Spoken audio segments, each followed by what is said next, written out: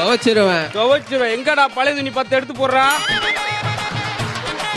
தம்பி. ஜூஸ் புளிகிற மாதிரி புளிஞ்சு தள்ளிடுவேன். அப்படி இல்ல, புளிஞ்சிருவேன் சொன்னாதான் நான் ஜூஸ் நான் சொல்லணும். நீயே ஜூஸ் புளிஞ்சிருவேன் நான் தேடுறேன் டைலாக். அப்ப எங்களுக்கு இங்க வேலையே கிடையாது தம்பி. எங்க சங்கத்தை அடிச்சுன்னு கேள்விப்பட்டோம். நாங்களாம் தகராற தக்கல்ல புக் பண்ணிட்டு அருவாளை அக்குள்ளே வச்சுக்கிட்டுறவங்க. எல்கேஜி படிக்கும்போது எங்க டீச்சர் நீ எத்தனை கேஜின்னு கேட்டவன் தம்பி.